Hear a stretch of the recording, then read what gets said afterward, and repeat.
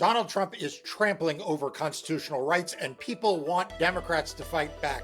Well, I'm joined today by Maryland Senator Chris Van Hollen, who is doing just that. Welcome back to Defending Democracy. I'm Marc Elias. Let's get started. Senator Chris Van Hollen, welcome to Defending Democracy. Mark, it's great to be with you. All right, so we have a lot of stuff to cover because you are the true triple threat in American politics. You are a great legislator. You are a true champion of democracy, and you're one of the smartest political brains we have in the Democratic Party. So I want to cover all three of those three things. So let's start with kind of what is going on in Congress. You know, I know we're going to talk about the extraordinary work you've done for democracy and are doing every day for democracy. But I think a lot of people are perplexed kind of about what your Republican colleagues are up to, what they think they're accomplishing, whether they're doing anything other than just rubber stamping whatever Donald Trump wants them to do. What's your vantage point of what's happening in Congress? Well, sadly, they have become just rubber stamps for Donald Trump and his lawless presidency. And they refuse to stand up for the Constitution and due process. I know we'll talk more about that later, but we have a good illustration just today. Senator Tim Kaine and I offered a resolution. It's called a 502B resolution, but the core idea here was to stand up for due process rights and to essentially call out and condemn this conspiracy between the Trump administration and the current government of El Salvador to deprive people who live in the United States of their constitutional right to due process. And so we put that up for a vote. Republicans did not show up for the debate, right? They didn't want to contest the issue. But then they all voted against constitutional due process and with the president. And it's a scary time because, as you know, we have the president of the United States saying he's not sure he's even bound by the Constitution, which you would think, Mark, would send off some, red flags among Republicans. But beyond that and their failure to stand up, we, of course, have the great betrayal in motion. And that is, Republicans, as we speak, are working to provide big tax cuts to very rich people and big corporations at the expense of everybody else, right? They're targeting Medicaid, they're targeting food and nutrition programs. And while Donald Trump came to office saying he was going to look out for the, forgotten Americans and working people, no. He's just been there for the billionaires like Elon Musk who were sitting behind him on Inauguration Day. And so we do need to continue to call out the great betrayal. Yeah, so I want to ask you about that first part. Because I have to say, I am surprised. I mean, I am not surprised that the Trump administration, in its haste and disregard for the law, illegally, unconstitutionally sent someone who was protected by an order, by a court order, from being sent to El Salvador, nevertheless sent him to a gulag in El Salvador. Like, that didn't surprise me. It's sad, it's terrible, it's outrageous, it's all those things, but it didn't totally surprise me. The initial reaction was what I kind of expected, which is we made a mistake. We will fix it. And one, I would have expected your colleagues on Capitol Hill, your Republican colleagues, to say, okay, we move fast, and I could see them justifying the moving fast. I don't support that, but I could see them, but being like, look, what's the big deal? We're fixing it. We're bringing him back. What do you think is motivating this decision by Donald Trump, his administration, and by the Republican Party to double down and triple down on what is just a grievous and grave injustice and affront to the U.S. Constitution, not to mention the absolutely horror that it is for this individual and his family? Like, why not just say, okay, let's bring him back? Well, I think that the only rational explanation, and I think this is the explanation, is that they want to set the stage for depriving people of their constitutional rights.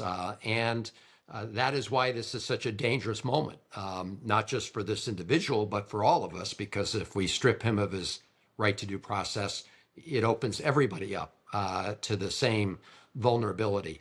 But that is the only explanation I can see, Mark, for what they're doing. And, you have people like Steve Miller openly talking about, right, ending habeas corpus, suspending the Constitution of the United States, instituting martial law. And this is why it is so important that all of us speak up, right, and stand up. Because what bullies do and what authoritarian leaders do is they start coming after people they perceive are the most vulnerable. And if nobody says anything or nobody stands up against that, then they just keep doing it. And that's why we all need to stand up and cheer on those law firms and those colleges and universities that are standing up against Trump's lawlessness. And it's also why we have to shame those who are not, who are capitulating. Because when they capitulate, they simply give more energy to Donald Trump, who has an insatiable appetite for mowing down people's rights. And so I think that's what's going on. I think they're really testing the limits very deliberately here. And that is why, talking about a 9-0 Supreme Court ruling, as you know how unusual that is these days. The fact that they're contesting that or trying to duck it, now they're claiming, that they can't provide the judge with information because it's of state secrets. I mean, such BS, right? I'm quite confident that the judge will see through this ruse, but it just shows the lengths they will go to lie and deflect, all in service to this idea of eroding people's rights, due process rights, and of course, First Amendment rights in all these cases where they're going after students for exercising free speech. Yeah, I mean, it seems like the dumbest. I mean, they make a lot of dumb arguments in court. I mean, I'll just say they make a lot of dumb arguments in court. The idea that somehow this is a state secret. I mean, this is the administration that like literally was like publishing these grotesque videos of people being sent into this gulag. That you have members of the cabinet going down there for photo ops. Like, there's no secret to what they're doing. I mean, and I certainly hope the courts see through that for what it is. I have to ask you a question. I've known you for a long time, and we're actually going to talk a little bit about that because it relates to you as a hero and also just an insightful sort of commentator and understander of politics. But before we get to the politics, you have been thrust into the center stage as one of the real heroes right now. I mean, like as you look around the country and you say, who are the heroes of democracy? I mean, Chris Van Hollen's name is at the very tip top, because when this guy was disappeared to a foreign country and everybody was sort of looking around and being like, well, I guess there's really nothing we can do about that. He's probably never coming back. You just got yourself on a plane and went down there and wouldn't leave until you were able to achieve something real and concrete, which was to meet this guy and convey messages to him and presumably messages back. But, I am sure that you didn't come to the Congress. I know you didn't come to the Congress. And I doubt you came to the Senate because you thought you would be the chief spokesperson for maintaining rule of law and democracy in the United States. How has this affected you personally, that you are now this sort of iconic figure in this fight? Well, you're right, Mark. We never know what the times will bring us. And I do want to thank you also for rising to the occasion to protect our democracy. I mean, you've been just a stalwart in that effort. And so, what happened here was I had a constituent, this is, Abrego Garcia, who was literally snatched off the streets of Prince George's County, Maryland. He was driving with his 5-year-old son. His son has autism. And I hear about the story, and I also meet with his wife, Jennifer, and his mother and his brother. And they say that he was essentially disappeared. And then we find out that he's been disappeared to this notorious gulag in El Salvador. And it was just one of those moments where this is not right. This cannot be happening in the United States of America, except that it is in Trump's United States of America, where somebody is deprived of their due process rights. And I've said from the start, it's not about this one person, Abrego Garcia.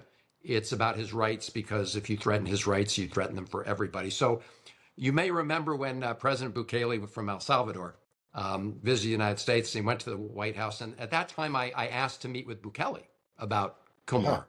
Huh. And I said, let's meet while you're in Washington. And I did put in my letter that if we didn't meet in Washington, I was going to go to El Salvador. So he didn't meet with me in Washington. So He probably next didn't thing I believe know, you. He I'm on. probably didn't take you seriously. Hey, maybe he didn't. But next thing I was on the plane to El Salvador, and he was actually out of the country when I arrived. But I met with the vice president, who just confirmed my worst fears about what this was all about. Because I said, you've got this guy Abrego Garcia. He was illegally snatched off the streets of Maryland. Do you have any evidence that he's committed any wrongdoing or crimes? No, no, no, no. Why do you have him? Well, because you, the United States, the Trump administration, are paying us money, taxpayer money, to do that. And just today, in fact, I actually released a video of the relevant portions of that conversation with the vice president of El Salvador, which may be useful in court. But look, I mean, the times find all of us, and this is a moment where all of us have a duty to stand up. And so, what I'm really grateful for, Mark, is that look, I just went down to El Salvador. I thought this was wrong, and there are a lot of people, including some of the Democratic Party, who were like, that's not a good political move, and I think that what we've learned from this, certainly what I've learned, is that if you focus on the core issue here, which is depriving a person of their liberty without due process, that is something that actually unites Americans, right? It's not a conservative idea, not a liberal idea, nothing in between. It's an American idea. It's in the Constitution of the United States. And that is why, the public has rallied behind this idea that we have to protect the Constitution. I mean, and but I would not have known that. And it is not the other lesson for me here, Mark, is really all of us have, we have instincts for what we think is right and what is wrong. And we need to fight bad stuff whenever we see it. We have a duty to do that. Yeah, and you've definitely, I mean, that has been clearly one of the lessons here, is that, good policy makes good politics. I mean, when you do the right thing, more often than not, it actually turns out to be good politics. I do wonder, you say all you did was fly to El Salvador. I mean, you flew to El Salvador at a time when the president of the United States was dead set against you achieving results, and the president of El Salvador, Bukele, who is not exactly the model of civil liberties, was obviously not happy with what you're doing. Did you worry about your safety and in your security? So I wasn't sure. I mean, obviously a lot of uncertainty, as you Yeah, I say. mean, like it does have a tendency to disappear people into President gulags.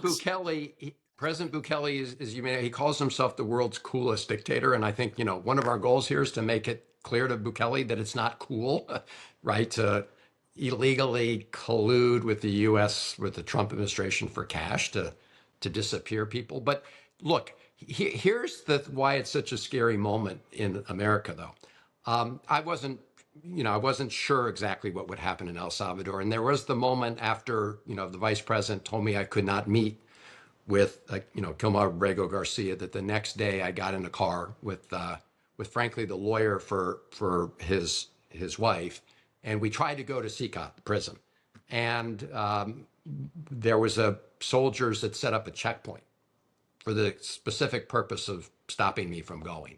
And they waved the car to the side of the road, and we got out and asked why we were being blocked, and they said they were under orders not to let me go. So there was clearly a moment of some tension there. I will say that those soldiers acted professionally. They just said they had their orders, and so we were turned around. And that's when I went back to San Salvador and did a press conference calling out the government of El Salvador for violating international law, right? Because Abrego Garcia had been denied any contact with the outside world, not with his lawyers, not with his wife, not with his mother. And that is a clear violation. So I think they realized, Mark, that it was a very, very bad look. I mean, look, did I have some concerns about what would happen in El Salvador? Yes. But I was actually more concerned about coming back to the United States because Sebastian Gorka, who is the counterterrorism czar at the White House, put out a veiled threat against me, claiming I was cooperating with the terrorists and all this kind of stuff. And we've also seen since then their efforts to go after members of Congress and others. So I will tell you, my family was much more alarmed by that statement from Gorka, than about what might happen in El Salvador. And that tells you a lot about what a dangerous moment we're in America. Back with more of my conversation with Senator Van Hollen in a moment. But the real battle for democracy isn't taking place on cable news or in the opinion sections of the legacy media. No, it's in courtrooms around the country. And at Democracy Docket, we cover those legal fights that shape your rights and the future of our democracy. Our free newsletters give you clear, digestible, and actionable insight built to keep you informed. Sign up now and stay ahead of the headlines with no both sides journalism. Just click in the link above or in the description below. Yeah, so I want to ask you about that and a couple of through lines. So as I look at it, Donald Trump took office and he said he's going to go after the worst of the worst. He's going to go after people who are violent criminals and here illegally. We have now gone from that to deporting someone who was earning a living, raising a family in Maryland, who actually was protected by a court order from being deported to El Salvador. And since then, we have moved now to U.S. citizens, children. We've seen instances, I'm sure you are on top of this and aware of it, 4-year-olds, 2-year-olds, I think one of them had cancer, U.S. citizens being deported out of the country. So we've gone way from what Donald Trump promised people, which was, don't worry, it's just the worst of the worst, the criminals who come here and commit crimes. And now we have moved all this way. Meanwhile, as you allude, we have members of Congress in New Jersey who are trying to visit not CCOT in El Salvador, but trying to visit detention centers in their own district, or at least in their own state. And they're getting jostled around and roughed up a little bit and blocked and delayed and threatened now with criminal prosecution. Am I correct that all of this is of a part? This is not you can't take out of the equation. You can't say, well, the kid with cancer was this, and Garcia was that, and the Congress, this is just all part of an authoritarian movement by the administration. Absolutely. This is all part of the same playbook. You asked earlier, how can it be that, the Trump administration, after they admitted in court, right, that they had wrongfully seized Abrego Garcia, how could they not just quickly fix that instead of firing the lawyer who told the truth in court and ignoring a 9-0 decision? It's because it is all part and parcel of this larger playbook. And it is also why it is so important that we confront this, move toward autocracy and authoritarianism at every front, because all the things that you just mentioned, Americans, citizens being deported, and then you have members of Congress being either, threatened with arrest. I mean, these are the steps that authoritarian leaders take. And this is not by accident. It is just not by accident. It is by design. Yeah. And for people who don't know, the senator referenced the suspension of habeas corpus, one of the great principles of American democracy. It's actually mentioned in the Constitution. It is one of the forerunners of why we have a Constitution, why we rebelled against the King of England, is the notion of the right to have a writ of habeas corpus. It's called the Great Writ, which means that if you believe you are being held improperly by the U.S. government or by a state government, you have a right to go to a federal judge and say, I'm being held unlawfully.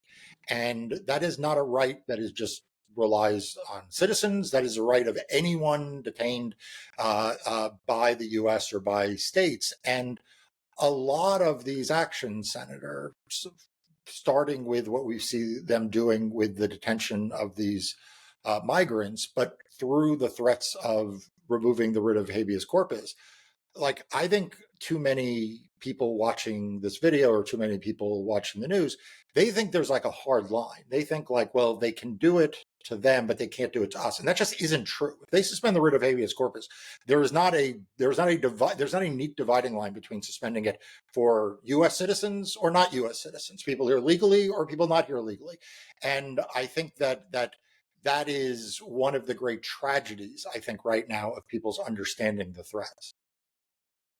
You're absolutely right, Mark. Somehow people think that they're still protected. But once you tear down those constitutional protections for people who are, perceived by, bully Trump to be more vulnerable, you do just shred them for everybody else in America. Look, let's see what's happening with like the students, right? The students who are exercising their Right. First Amendment Yep. rights. And they And, got one of them got snatched. One of them got snatched off the street, also, right? Like I saw the video. They absolutely. masked men, like just grabbed this woman off the street. Yeah. Ms. Ozturk was, I think, at the PhD program at Tufts University, and Right. we've all seen the video, right? These masked guys just snatch her off the street. They send her to Louisiana for, writing a piece in I think, the student newspaper, critical of U.S. foreign policy and toward Gaza. And, people can agree or disagree with what she wrote, but, the First Amendment is not like an a la carte menu, right? It's not like the government gets to reward the speech that it likes and punish people for exercising speech that they don't.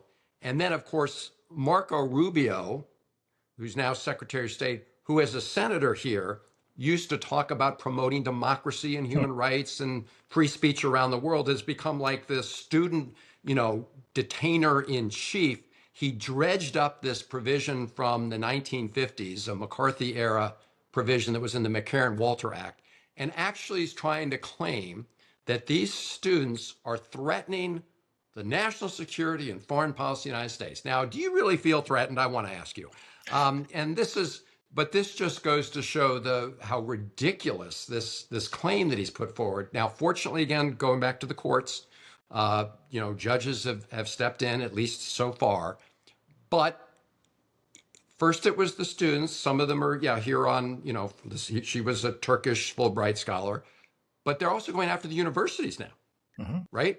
I mean, they're essentially threatening to withhold federal funds from universities if universities don't somehow comply with the demands of the Trump administration. So they're going after important American institutions. This does not stop with foreign students. And that is why we need to be so clear about what is happening here, because it is an attack across the board. Now they're talking about going after nonprofits whose mission is a nonprofit mission, but whose purpose they somehow disagree with, right? So they're coming after everybody who doesn't say, yes, dear leader Trump. And sadly, Republicans in the House and Senate, there's no bottom to what they will accept from Donald Trump at this point. Do you have a theory on Marco Rubio, by the way? Because you're right. It is hard to square the Marco Rubio that would speak on the floor of the Senate with the Marco Rubio today.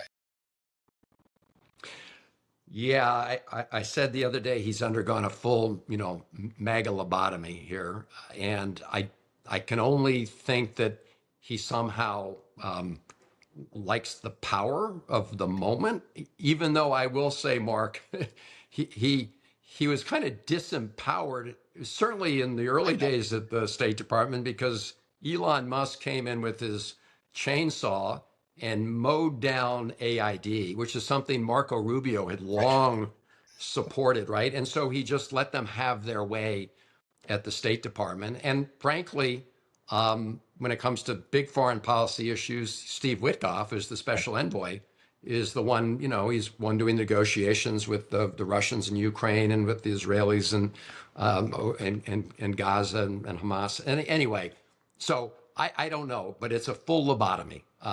He's all in on MAGA. It's so funny you say that, because I have been reading the stories about Marco Rubio, and people are like, look how powerful he is. He's now the the head of the National Archives and head of USAID and all this. And I'm thinking, no, I think the media is getting this wrong. Witkoff is basically the one being Secretary of State.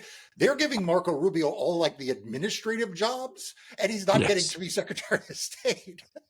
That's exactly right. I mean, they're literally trying to gut the State Department right around him. They're trying to reorganize the State Department in ways that he would have, resisted mightily as a United States senator, and now he's like capitulating. And Yeah. again, for what? He does not have, I don't know what role he played in, helping end the hostilities between Pakistan and India, but I can tell you what the Indians said. They said he didn't have anything to do with it. Yeah. All right. So, Senator, I said you were triple threat, and we've covered two of the three. And I want to talk about the last one, which is the one that you're probably least well known for in the national world, but you're very well known for in Washington, D.C. So for people that don't know, the senator is viewed as one of the most astute observers of American politics and really a genius when it comes to elections and that kind of politics. And so for people who don't know, one of his first congressional race, he won in an upset, a race that frankly no one thought he'd win. He won pretty handily. He is the only person, I believe, in American history to have been both the chair of the Democratic Congressional Campaign Committee when he was in the House and was so highly thought of that almost as soon as he walked into the U.S. Senate, he was made the chair of the Democratic Senatorial Campaign Committee. So he has literally been in charge of winning House elections for Nancy Pelosi and Senate elections for Chuck Schumer. So that's a pretty good pedigree. And I think it was on display in something you said, and I was going to ask you about, which is, I think you were being modest. When you went to El Salvador, people were like, oh my God, I can't believe this is going to be terrible politics. Why are we focusing on this? And now it turns out the politics have totally flipped. So tell us, what did you know about the politics and what, more importantly, looking forward on this issue of democracy? You hear a lot of people say, well, maybe we don't want to talk about democracy. We want to talk about other things. What is your political prognostication? Not necessarily on who's going to win the midterms, although I'll have you on in maybe a year from now, and I'll ask you that. But what is your sense of like the political moment and what everyone's getting wrong? So, Mark, thank you for recounting that history of my past at the DCCC and DSCC. I think people would probably say he needs to have his head checked for having signed up for all that. But I do want to thank you for being just a great partner in those endeavors and your ongoing efforts. Look, I believe that at the end of the day, American voters, regardless of party, want individuals who they know have strong convictions leading them, especially when those convictions are aligned with American values, right? Like the Constitution of the United States. And the key with this moment in going to El Salvador was to be willing to take on the onslaught of BS and lies from the Trump administration, who are very desperate to change the entire story, right? They want Americans to believe that we can't both fight gang violence and protect the constitutional rights in the United States. We can do both. In fact, as I've said repeatedly, back in the early 2000s, I actually headed up the anti-gang regional task force effort in the Washington, D.C. area. Probably before Trump ever heard of them, he probably thought it was that MS-13 was a TV station or something. But the reality is that they want to lie as if you have to suspend habeas corpus in order to also enforce the law.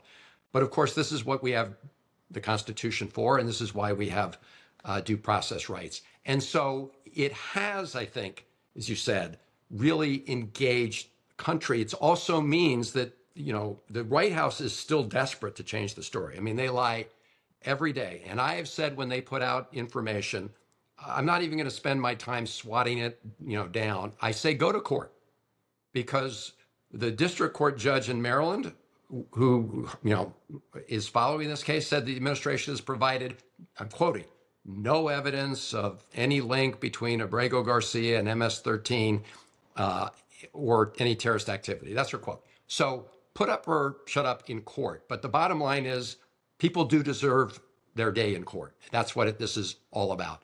And I do think, New Hampshire has the motto, live free or die. I mean, that is a big part of who we are. So look, we can walk and chew gum at the same time, right?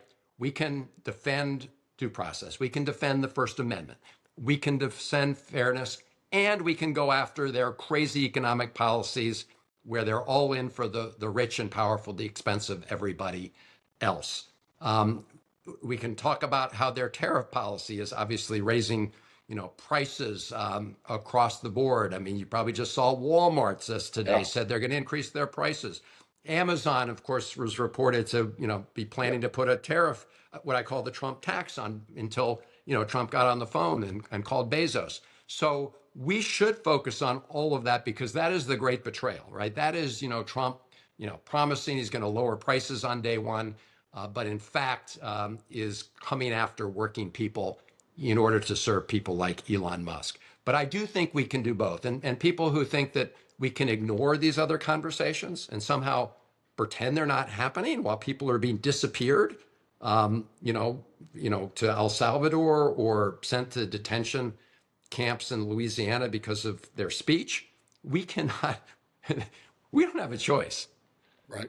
And in the end of the day, the American people want us to stand up. And so I will continue to fight. There was this theory early on, and it's not that we should chase after every single thing. I mean, we don't have to chase after every single thing, but everything that's fundamental to who we are as a democracy and our freedoms, you bet we should go after Trump wherever he goes after those core values. Amen. Amen to that. My last question to you is this. So, as you travel around the state of Maryland, maybe even beyond the state of Maryland, but certainly you get around the state, I am sure your constituents come up to you and they're scared. Like they see what's happening, and they are worried for their children and their grandchildren and what's happening to democracy, what's happening, what they see he's doing to cut government. He's targeted government workers. These are some of the, as someone who knows a lot of government workers, these are the most selfless, most committed people to our country. He's targeting them. He's targeting vital services that people need to survive. They read that Republicans may cut Medicaid. So people are scared. And people are worried. And so I can imagine they come up to you and they say, okay, well, Senator, I'm not a U.S. Senator. I can't command an audience. I don't have the ability to introduce legislation. I feel helpless. So what can I do? What do you tell people who ask you what they can do because they feel scared and powerless? So I tell them they do have power, and they have power in their voice. They have their voice not only in Maryland, but they have all of the networks of people they know, the associations, they work in, and they can help get the word out. I mean, this started as, ripples, but I do think those ripples grow into a wave. And the reason it's so important is because right now, you have the Republicans in the House and the Senate, and they really are dear leader rubber stamps. And they are more afraid in this moment of being on the wrong side of a tweet from Donald Trump or Elon Musk. And we need to get to the point where they're hearing from their constituents, because their constituents are the ones that are being hurt by this chainsaw taken to public services that you're talking about. And there's a whole slew of examples of how, Elon Musk is going after services that help all Americans, really in order to rig the government for people like Elon Musk and powerful people. And so that is why the voices of my constituents and other people around America are so important. And I do remind everybody that during the first Trump administration, they, of course, tried to repeal the Affordable Care Act. They tried to repeal Obamacare. And I remember those moments. We were also having rallies around the country, right, to save the Affordable Care Act, to make sure people with pre-existing health conditions weren't sort of thrown to the wolves. And that momentum built. And we ultimately were able to stop that repeal in that dramatic moment in the United States Senate, when every Democrat was joined by Susan Collins, Lisa Murkowski, and of course, John McCain, and put the thumbs down.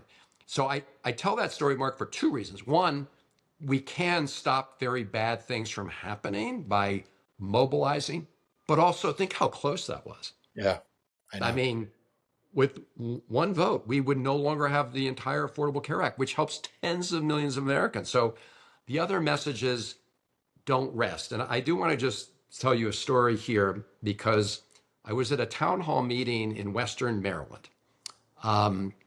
The day before I went to El Salvador, I hadn't told anybody. I was going to go. I was there with Congresswoman April McLean Delaney. And if And people you know don't know, Maryland. Western Maryland is not the most Democratic party of the state. You should all be aware. This is a pretty Republican part of Maryland. Yeah, that's exactly what I was going to mention. That is Okay. why this story is significant. Exactly, Mark. So this is a pretty red area, conservative area.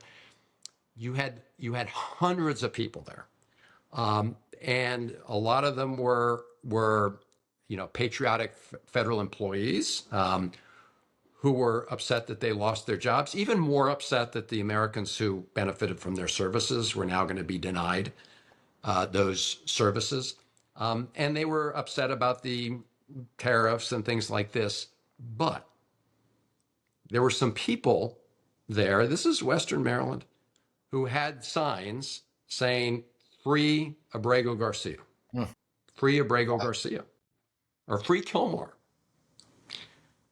And so I decided to use that moment. I hadn't planned to say anything about my going to El Salvador. I planned to use that moment. I decided on the spur of the moment just to announce it there. Hmm. And this is Western Maryland, and everybody stood up and clapped. Wow. So it was a moment that did crystallize for me the fact that even in the midst of all of this economic uncertainty and public servants being attacked, that the idea of defending the Constitution and due process, and to your point and theme at the democracy docket, democracy, that is fundamental. And people will walk through fire at the end of the day in order to preserve our fundamental rights. And we should never forget that, because of course we should focus on the economic issues and the harm that's being done. But what it means to be American is to have these values. And that is something that used to bring us together. Donald Trump has tried to change that, but I still think that most Americans embrace the ideals and principles in the Constitution of the United States.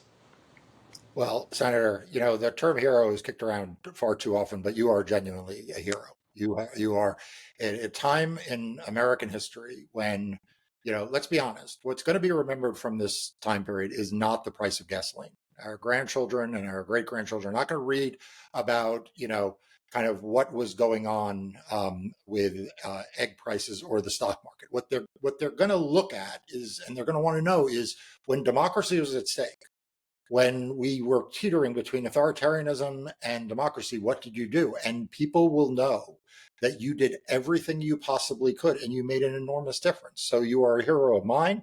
You are a hero to everyone who is watching this. And I just want you to know that. I want you to know how many people say to me, how much they admire you for what you did for this one person, but also what you have done in using that to explain this broader challenge that we face in this really terrible moment of crisis. So thank you for all of that. Also, I didn't want to include that you are quadruple threat. You're also one of the nicest people in the Senate. Everyone should know he is truly a nice and decent and wonderful, with a great sense of humor, human being. So thank you, Senator, for joining me today. Mark, thank you. Thank you for being a great partner in the mission to save our democracy and protect the Constitution, and a good friend. Thank you. Thanks.